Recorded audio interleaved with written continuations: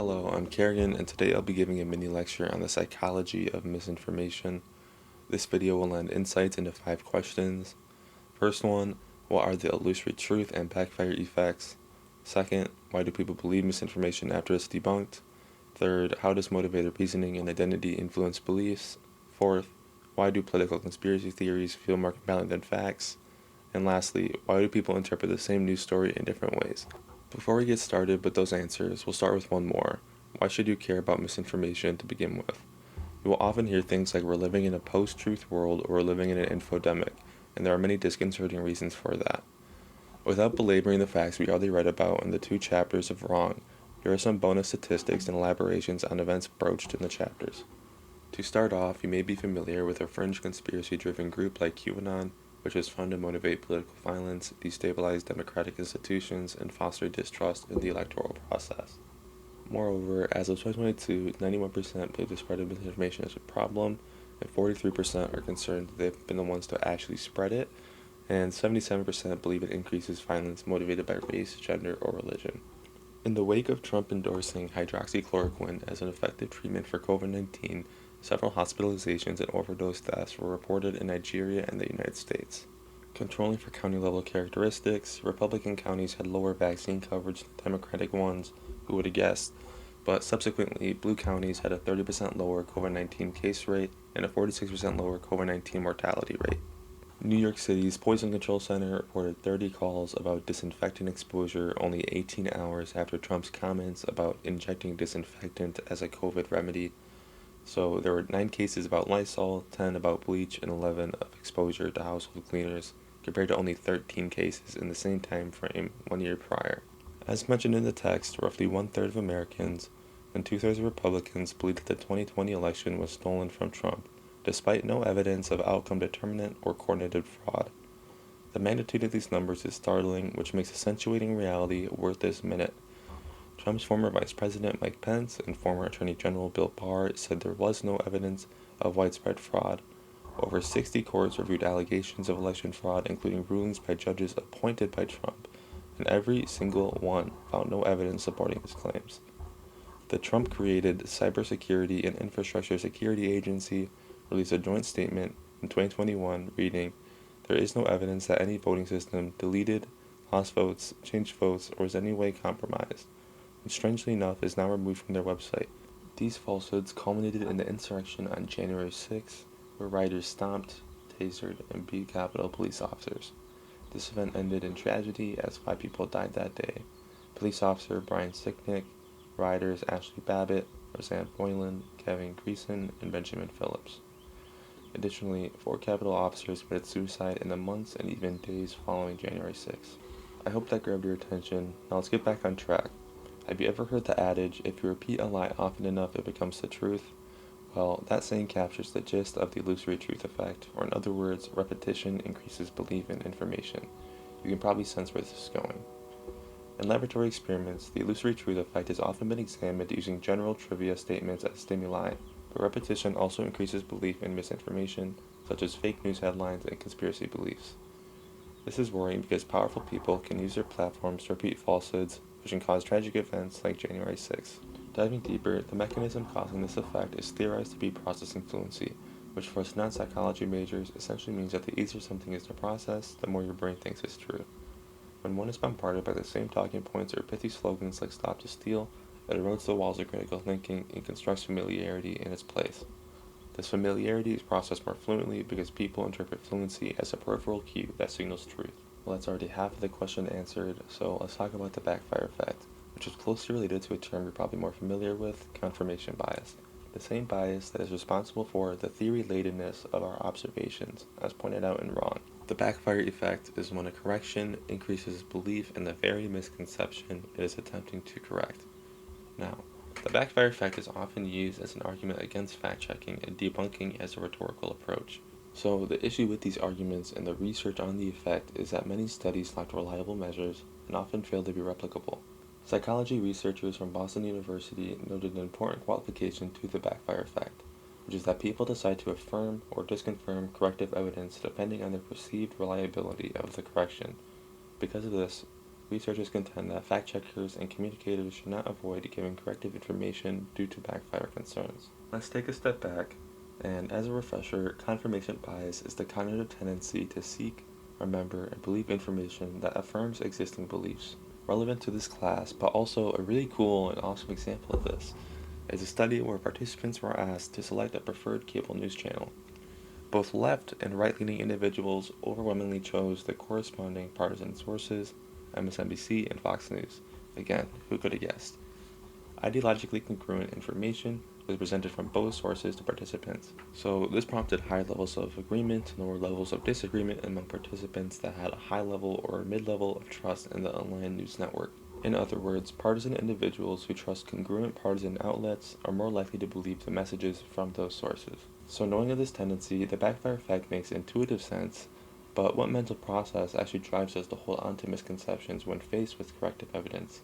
This is a perfect segue to the third question.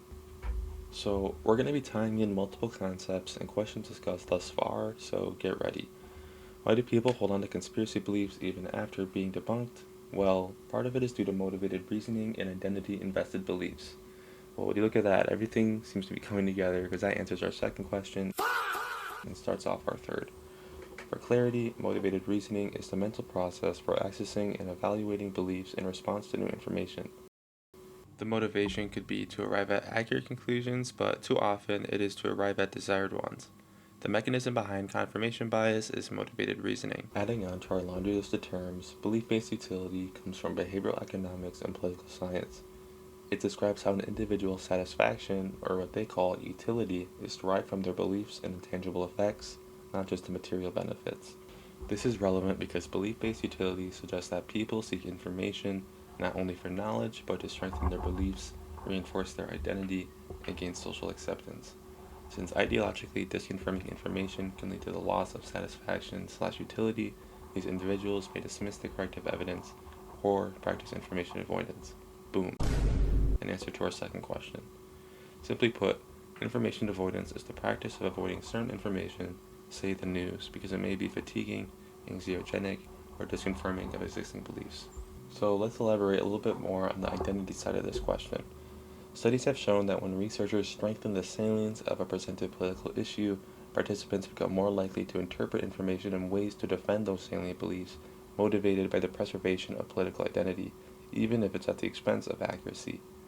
This happens because many people integrate their political beliefs into their sense of identity, so challenges to those beliefs feel like personal threats rather than neutral and truth-seeking corrections. This is called social identity theory, coined by psychologists in the 1970s, and formally posits that individuals derive a part of their self-esteem and self-concept from group membership.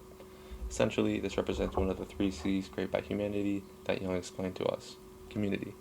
To combine all the concepts so far, I believe that confirmation bias, motivated reasoning, belief-based utility, and information avoidance amalgamate together to break an echo chamber, excluding attention-hungry algorithms which create a similar phenomenon, an epistemic bubble. To add in one more concept, political polarization is one more common thread linking all these concepts together. Polarization begets misinformation, and misinformation begets polarization, a spiraling feedback loop. To keep it succinct, findings indicate a bidirectional relationship between online misinformation and ideological polarization, a reciprocal association between online misinformation and institutional distrust, and they found that disinformation intensifies both of these dynamics. With all this background, you can probably begin to theorize why people live in such distinct realities and have such utterly different interpretations of news stories. These psychological processes can be so powerful that they can actually make people come away with contrasting views of the same event, excluding those who have a vested interest in spreading political disinformation. Let's think about it. What might motivate someone to view an event one way over the other? Do they have skin in the game, such as an identity-invested belief that would jeopardize their sense of self if the interpretation was not favorable to that investment? If yes, you can bet that objectivity will turn to ambiguity. This is a callback to belief-based utility and social identity theory. Both of these concepts can perfectly explain why the average politics consumer can be biased towards a certain outcome. Relating back to the 3 C's of wrong, the desire for control is required to answer this question more completely. If one can control the dominant narrative of a political event, they control reality. Our last question is number 4. Why are conspiracy theories more convincing than facts or ordinary news stories? This question has multiple valid answers. We'll start with Young. She provides a succinct answer to this in context to the Capitol rioters. It, referring to election rigging conspiracies, allowed the rioters to comprehend the incomprehensible, control the uncontrollable, and have a sense of community. In other words, conspiracies provide simple and easy explanations to complex issues and negative outcomes. They provide psychological comfort and certainty in an increasingly chaotic and uncertain world.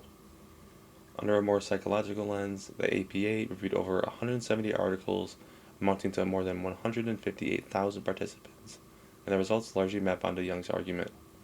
Overall, people were motivated to believe conspiracy theories by a need to understand and feel safe in their environment and to feel like their community they identify with is superior to others. The latter portion of this finding highlights the impact of esotericism among conspiracists. Having the perception you know something that is the actual truth that not many others know is a fast track to creating an overbearing ego, the type of ego that prevents you from abandoning beliefs as it risks all the stock invested to be a conspiracist. Engagement incentives and sensationalism are other important factors that influence conspiracies' believability. The Harvard Kennedy School showed that algorithms are designed to maximize user engagement, which promotes emotionally charged and sensational content, often privileging conspiracy theories over fact-based news. To pose an example, an article about a government-hidden cure to cancer is much more appealing than oncologists and scientists discover new applications of mRNA vaccines to treat certain cancers. This is largely due to the clickbaity nature of the former. It wants to be read so badly, it's practically screaming at you. The meta messages implied are that there is a clandestine secret, implicated in evil people, a conspiracy, a whistleblower or leak, and a scientific breakthrough not thought possible for centuries. These messages provide greater utility/satisfaction than the more boring, fact-based report. Miraculously, I somehow managed to answer all these questions in a reasonable time, so thank you for listening, and I hope you learned something.